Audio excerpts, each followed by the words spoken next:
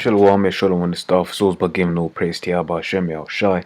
Double honors to Apostle GMS and honors to brothers doing work and truth while sincerity.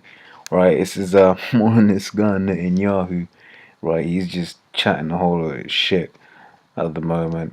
Mommy is always chatting shit, but right now is been hearing more and more stories about them saying stuff about Iran. Right, it says Iran is like it's like Nazi Germany. Its ruthless commitment to murder Jews, and Netanyahu, right, to basically stoke up sympathy from the rest of the world. When, if you're in the know, you'll find out that the Holocaust never happened. Right, there is there's just no way. A quick one, for instance, is the Germans didn't have enough fuel to burn that many bodies. It's just physically impossible. They're in the middle of a war. Right, you've got one. You could either burn up a whole load of bodies, or you could fight a war. What are you gonna do? Especially if you think you're victorious, then why do you need to get rid of the evidence? Now, there was a whole load of of these so-called Jews that died, right? But that's because Auschwitz, for instance, was built on was built on marshland, which meant typhus, so I forgot which one. But one of those waterborne diseases spread, and a lot of them died, and there was a work camp as well, so yeah, that's one headline. Another headline, right, is also CIA chief and Netanyahu threaten Iran over presence in Iraq and Syria. But why? I thought it was all about taking out ISIS. I thought the whole world wanted to band together to take out ISIS, right? And Russia and Iran seem to have done just that.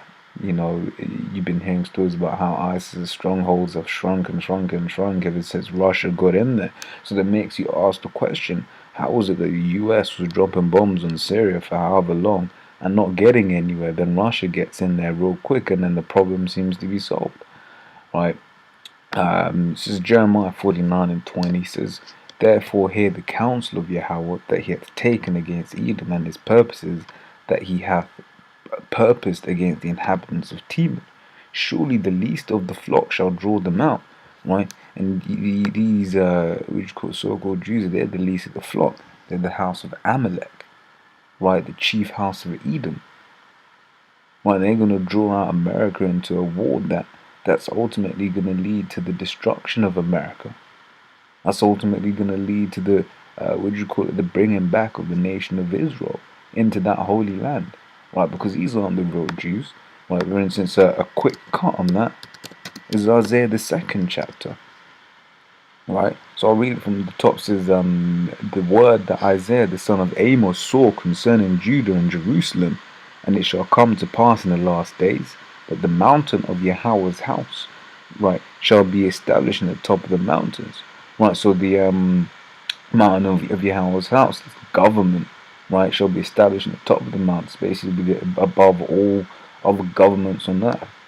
Right, it says, and shall be exalted above the hills, and all nations shall flow unto it.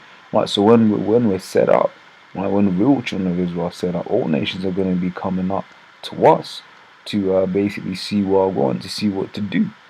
Right, is that happening now? No, that's not happening now. Right now, everyone's flowing onto America. And yeah, you might argue that, the real people in power in America, those so-called Jews, right? But that's not the Holy Land. That land is going to be destroyed, thus saith the Scriptures. Right? It says, and many people shall go and say, come ye, let us go up to the mountain of Yahweh, to the house of the God of Jacob, and he will teach us of his ways, and will walk in his paths. For out of Zion shall go forth the law. Zion means monument, right? And the word of the Lord from Jerusalem. Right, so basically saying that, when the real children of Israel are in power, right, the law is going to be going out, and everyone's going to be following the laws of the Lord, right? So they people want to learn the laws, but right now, currently, everyone scoffs at the laws, man. They scoff. They promote homosexuality. They promote transgenderism. They promote abortions. Right, so definitely the law isn't going up from there, right? But then you go on to the super nail in the coffin. I mean, these are all nails in the coffin, right? But it goes on saying, he shall judge among the nations and shall rebuke many people, and they shall beat their swords into plowshares and their spears into pruning hooks. Right, swords, they're fighting instruments. Right, they ain't going to be using those anymore. They're going to be basically just farming. Right, that's what swords and spears represent.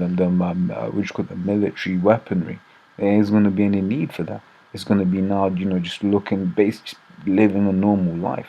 The nation shall not lift up sword against nation, neither shall they learn war anymore. Right, so the Lord said here, look, when the children of Israel get back into that land, they're not going to be at war anymore. There's not going to be no more war. Yet, how many wars have Israel and Palestine had? Why are they even threatening Iran? I thought there's supposed to be no more war. It says nations shall not fight up against nations. It means there's going to be no more war. But yet there's a war in Syria right now.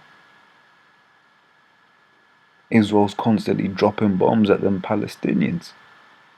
Right, but like I said, I just wanted to bring these two headlines out with that, but say Shalom.